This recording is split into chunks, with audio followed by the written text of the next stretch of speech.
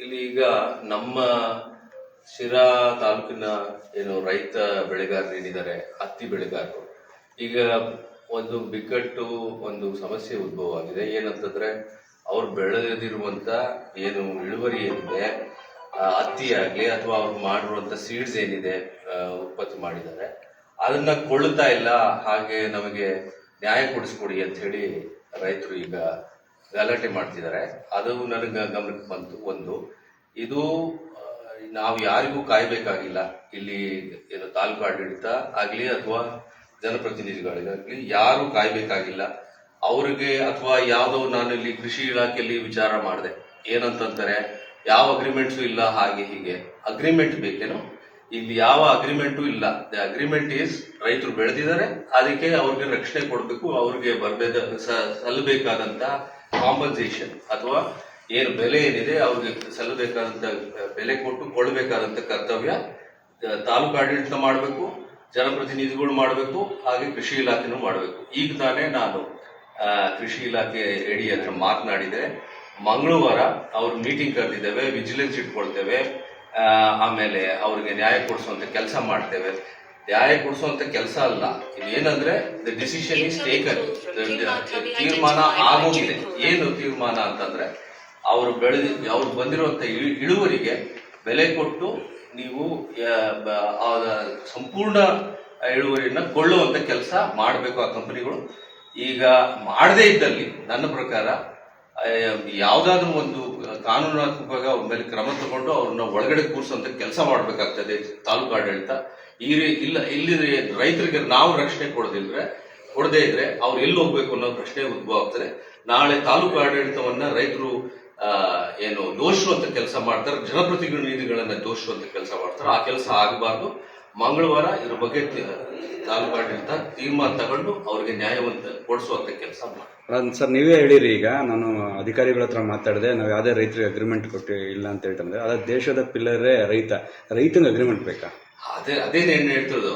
ಈಗ ಉಣ್ಣುವಂತ ಅನ್ನಕ್ಕೆ ಅಗ್ರಿಮೆಂಟ್ ಮಾಡಿ ಅವನೇನ್ ಬರ್ಕೊಟ್ಟಿ ನೀವೇ ತಿನ್ಬೇಕು ಅಂತ ಏನಾರ ಅಗ್ರಿಮೆಂಟ್ ಮಾಡ್ಕೊಂಡಿರ್ತಾನ. ಈಗ ಇಳುವರಿ ಯಾರಿಗೆ ಅವ್ರು ಈಗ ನಾನು ಅವ್ರಿಗೆ ಅದನ್ನೇ ತಾಕೀತು ಮಾಡಿದ್ದು. ಏನಂತಂದ್ರೆ ಹಿಂದೆ ಮಾಡಿಲ್ವಾ, ದೇರ್ ಇಸ್ ಅ ರೆಕಾರ್ಡ್.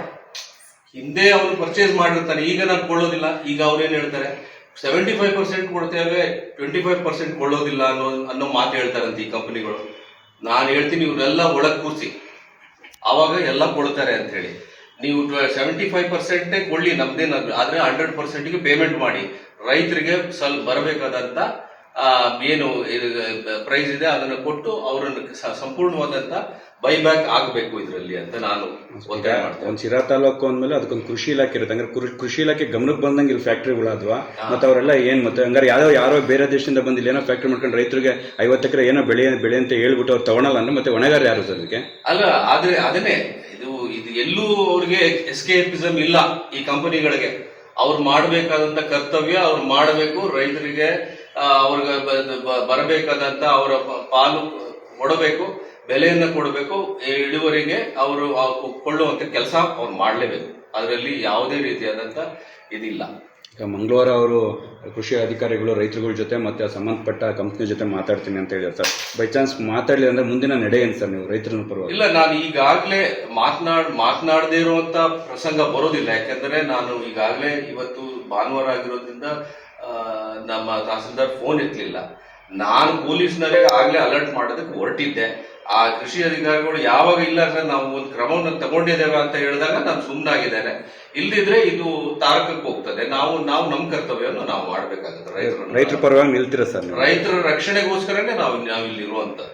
ಯಾಕಂದ್ರೆ ನೀವು ಈಗ ಒಬ್ಬ ಪ್ರೆಸೆಂಟ್ MLA ಅವರ ಮಗ ಆಗಿದ್ದೀರಾ, ಯಾವ್ದೋ ಒತ್ತಡಕ್ಕೆ ಮಾಡಿದ್ರು ನೀವು ಮತ್ತೆ ಸುಮ್ಮನಾಗಂತ ಕೆಲಸ ಆಗಿ ರೈತರಿಗೆ ಈಗ ನನಗೆ ಅದು ಮಾಹಿತಿ ಬಂದ ಕೂಡಲೇ, ಇವತ್ತು ಶಿರಾ ವಿಸಿಟ್ ಬಂದಿದೆ, ಮಾಹಿತಿ ಬಂದಿದ್ದ ಕೂಡಲೇ ನಾನು ಅವ್ರು ಯಾವ ಕಂಪ್ನಿಗಳು ಇದ್ದಾರೆ ಅವ್ರ ನಂಬರ್ಗಳು ತಗೊಳ್ಳಿ, ಅವರಿಗೆ ವಾರ್ನ್ ಮಾಡ್ತೀನಿ ಅಂದಾಗ, ಆಮೇಲೆ ನೀವು ನನಗೆ ಇವ್ರನ್ನ ಕನೆಕ್ಟ್ ಮಾಡಿದಾಗ, ಯಾರು ನಮ್ಮ ಕೃಷಿ ಅಧಿಕಾರಿ ಕನೆಕ್ಟ್ ಮಾಡಿದಾಗ, ಇಲ್ಲ sir we have stepped it, ನಾವು ಮಾಡ್ತಿದ್ದೇವೆ ಅಂತ ಹೇಳಿದ ಮೇಲೆ ನಾನು ಇದಾಗಿ ಆಮೇಲೆ ಈ ಮುಂಚಿತವಾಗಿ ರೈತರು ಇಲ್ಲಿ ಎಲ್ಲೋ ಒಂದ್ ಕಡೆಗೆ ತಾಳ್ಮೆ ಕಳ್ಕೊಳ್ಬಾರ್ದು ಒಂದಿನಕ್ಕೋಸ್ಕರ ಅಂತೇಳಿ ಯಾವ್ದು ಅನಾಹುತಗಳಾಗಬಾರ್ದು ಅನ್ನೋ ಒಂದೇ ಉದ್ದೇಶದಿಂದ ಇವಾಗ ನಿಮ್ಮ ಮುಂದೆ ಇದನ್ನ ನಾನು ಹೇಳ್ತೇನೆ. ಈ ತರ ಫ್ಯಾಕ್ಟ್ರಿಗಳು ಮುಂದೆ ನಮ್ಮ ಶಿರಾ ತಾಲೂಕದಲ್ಲಿ ಎದ್ದೇಳ್ಬೋದು ಅಂತ ಕಂಪ್ನಿಗಳಿಗೆ ಏನ್ ವಾರ್ ಮಾಡ್ತೀರಾ, ಮತ್ತೆ ತಾಲೂಕಾಡಳಿತ ಅವ್ರನ್ನ ಯಾವ ರೀತಿ ನಡೆಸ್ಕೋಬೇಕು ಅಂತ? ಇಲ್ಲ, ಜವಾಬ್ದಾರಿಯುತವಾಗಿ ನಮ್ಮ ರೈತರನ್ನ ನಡೆಸಿಕೊಳ್ಳುವ ನಿಟ್ಟಿನಲ್ಲಿ ಹಿಂದೆ ನಡೆದಿದ್ದಾರೆ, ನಾವೇನು ಇಲ್ಲ ಅಂತಿಲ್ಲ.